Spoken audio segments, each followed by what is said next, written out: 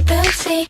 The internet and social media have exposed some of the most famous celebrities and influencers, specifically in the fans that follow them. I don't have autism, and I get called that all the time just because I love ponies. We can debate all we want if these artists, athletes, creators are good people, bad people, if they insinuate this type of behavior. But what we can all agree on in today's video is how cringy and insufferable their communities are. We have a handful of the worst to dive deep into, so let's get into it. LeBron James, the man they crowned the king, has solidified himself as one of the greatest basketball players and athletes of all time. But in that process, he has amassed millions of diehard fans, the Bronsexuals, they call themselves, who will do anything to defend him.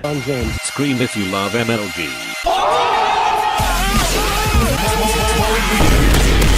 Although I don't think he's trying to be, the way that LeBron puts himself out there with his opinions, interests, etc. has somehow turned provocative, creating people that absolutely hate him or love him. There's no in between. Maybe it's his love for music that generates these reactions.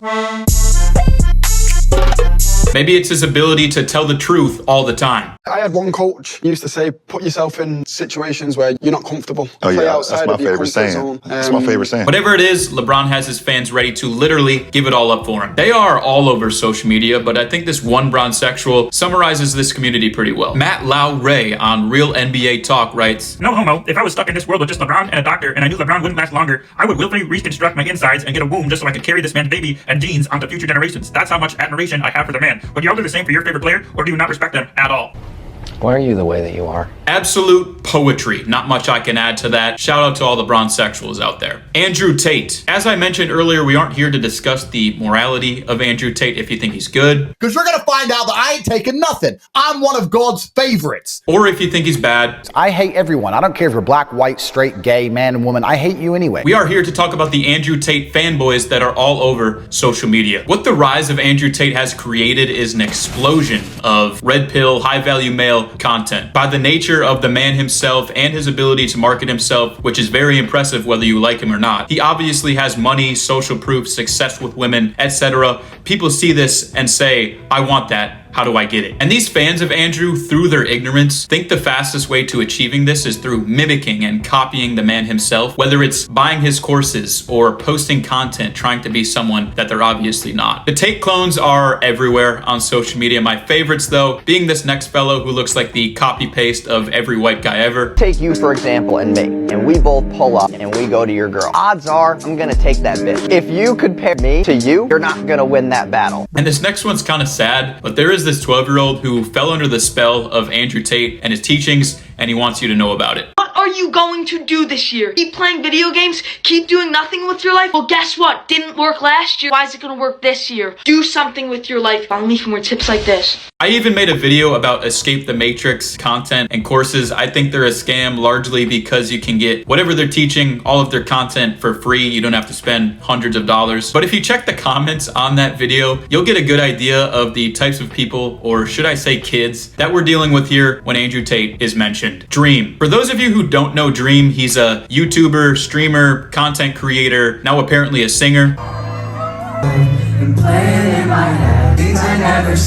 Who is largely known within the Minecraft community with guys like George Not Found, Tommy Innit, Carl from Mr. Beast, and more. They created a wildly popular YouTube series and server that has nurtured one of the cringiest and brain-dead fan bases. You see it all within the Dream community. You get your average roleplay TikTok cringe. Hi everyone. Dream, go away! But you get some very odd expressions of fandom. We get frequent sexualization of these characters and unfunny memes. Bob, Dream's supposed to be the top and George is the bottom. I guess Dream's the bottom now. And fake text conversations.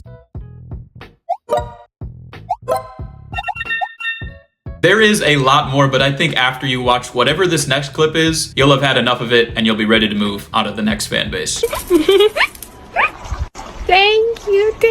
I know it's pretty poggers. Can we just bring back the OG Minecraft days from like 2011, 2012? Is that too much to ask? Taylor Swift. Travis Kelce, I mean no disrespect to your girl. She is a great talent, performer, marketer, all of it. But man, her fans, better known as the Swifties, are some of the craziest people that you will ever come across. You'll obviously see them all over social media relentlessly promoting or defending their superstar. Yet what they do in the flesh is borderline insanity, specifically in their reactions when Taylor's notes hit their eardrums.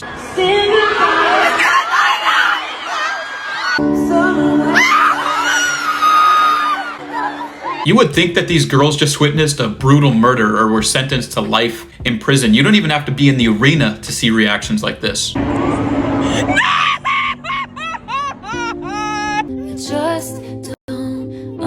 You're going for a nice drive on a summer afternoon, very relaxing, and next thing you know, you hear somebody blasting Taylor Swift. You think nothing of it. You look to your left and there is a feral girl sobbing and drooling from the mouth, a totally normal reaction to listening to music in your car. Or maybe you're traveling by plane, your flight got delayed because of repairs, and unfortunately for you, you bought tickets to a flight that can only be described as a nightmare to the common man. We were both young, I closed my eyes, and the focus had to do is right. There is no escaping the psychotic Swiftie cult. K-pop. For those unaware, K-pop stands for Korean pop music, and there are some hits in this genre. I recommend people give it a shot. Although the fans of this music are almost more infamous online than the actual superstars they support. I'm sorry. They call themselves stans, deriving from stalker fan made famous by Eminem. This online community isn't all bots. I have verified that there are some humans that put themselves out there with the K-pop stan title. I'm gonna tell you why I love Korea.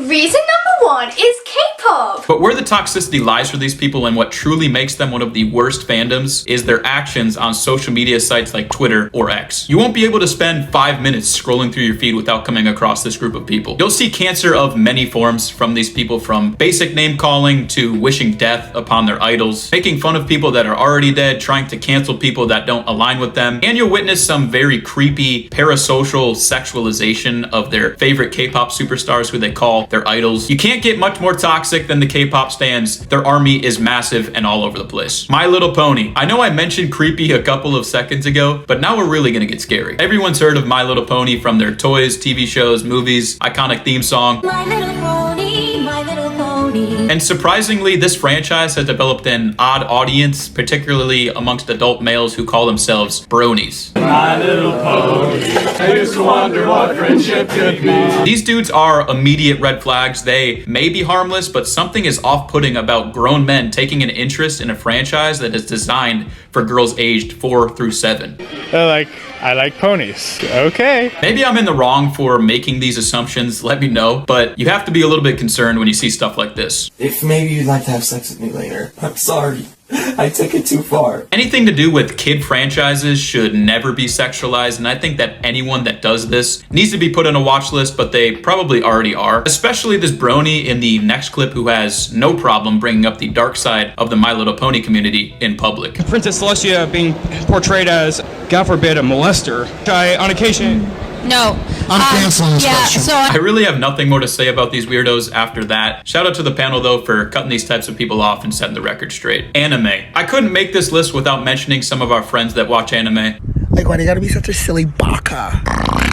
I myself have dabbled in anime over the years and it can be great, but I think anyone that watches anime and witnesses this community will tell you how cringy things can get with some of these weebs.